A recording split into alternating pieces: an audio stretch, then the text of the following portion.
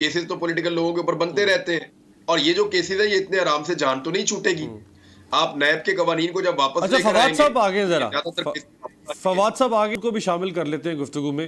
فواد ایک والا صاحب سوال ہم بات یہ کر رہے ہیں، میرا جی دیکھیں ہم فواد صاحب بات یہ کر رہے ہیں کہ فائدہ تو حاصل کر لیا، میرا خیال تھا کہ فائدہ حاصل کیا اس حکومت نے، آ کے اپنے سارے کیسز معاف کروا لیے، سب چھٹی ہو گئی، باہر چلے گئے، اب انجوائے کر رہے ہیں لائف باہر، مریم بی بی بھی، اور ضمانتیں، بلکہ ضمانتیں تو معمولی بات ہے، بریت ہو گئی.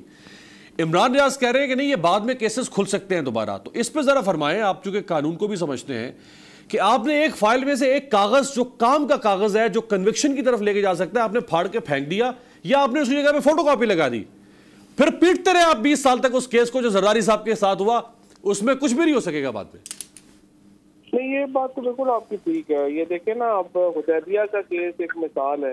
آپ کو یاد ہے حدیبیہ کا کیس اتنا اوپن اینڈ شٹ کیس تھا، وہ انہوں نے وہاں اس وقت جو ہے وہ بند کروا لیا. پھر جسٹس آصف سعید کھوسہ صاحب نے حکم دیا کہ نہیں اس کو کھولا جائے، اور پھر بھی سپریم کورٹ نے اس کو نہیں کھولا میرٹ کے اوپر، اور وہ کیس جو ہے وہ ٹیکنیکل بنیادوں کے اوپر ہی بند ہو گیا. حالانکہ to be fair with Rehman Malik صاحب مرحوم نے اس میں اتنی زبردست انویسٹیگیشن کی ہوئی ہے کہ وہ اگر آپ وہ فائل پڑھ ہی لیں تو آپ کو پتہ چل سکتا ہے کہ اس میں نواز شریف بچ ہی نہیں سکتے تھے، لیکن اس کو جو ہے وہ ٹیکنیکل بیسس پہ بند کیا گیا، وہ دوبارہ کھلا ہی نہیں. اسی طریقے سے اب یہ مریم نواز کی جو بریت ہے، اب دیکھیے کہ یہ مضحکہ خیز ہے کہ وہ وہاں رہ رہے ہیں، وہ کہہ رہے ہیں ہمارے اپارٹمنٹس ہیں، اور عدالت کہہ رہی ہے نہیں آپ ثابت کریں ان کے اپارٹمنٹس ہیں. تو اتنی مطلب یہاں پہ پھر اتنے مذہب، اسی لیے تو پاکستان کے جسٹس سسٹم پہ ٹرسٹ نہیں ہے لوگوں کا. اور یہ جو ایک بہت بڑے مافیاز ہیں یہاں پہ، انویسٹیگیشن، پروسیکیوشن، جوڈیشل سب ایک دوسرے کے ساتھ ان کنورسز چلتے ہیں، ایک دوسرے کے ساتھ مل کے چلتے ہیں، اور کبھی بھی پھر اس طرح کے ملزمان کو سزائیں نہیں ہو سکتی. اور وہ جس آپ رحمان ملک صاحب کا ذکر کر رہے ہیں، وہ بی بی سی کی ایک ڈاکیومنٹری بنی تھی اسی حدیبیہ کیس کے اوپر، جس کا نام تھا شاید رائیون ٹو پارک لین یا رائیون ٹو الفرڈ، جہاں ان کی پراپرٹیز ہیں. اس میں رحمان ملک صاحب آن کیمرہ ویڈیو کے اوپر سارا کچھ بتا رہے ہیں کہ یہ وہ قاضی فیملی کے ساتھ کیسے مل ملا کے کھیل کھیلا گیا تھا، لیکن کچھ بھی نہیں ہوا. پھر بھی وہ مووی تھی فرام گوال منڈی ٹو پارک لین. ہاں تو جی عمران ریاض کچھ آپ فواد صاحب سے بات کرنا چاہیں؟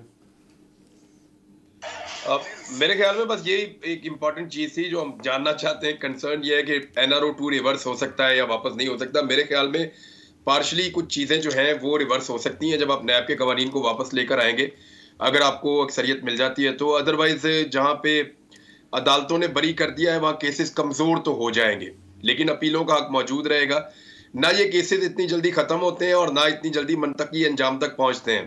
الیٹ جو ہے اس کو یہ فیسلٹی رہتی ہے کہ وہ اپنی چیزوں کو لٹکاتے رہتے ہیں، لمبا کرتے رہتے ہیں. فواد چودھری صاحب، یہ جو 10 مہینے تک میں لے جا سکتا ہوں اس جد و جہد کو، عمران خان صاحب کو یہ کیوں کہنا پڑا اپنے لانگ مارچ کے 6 دن؟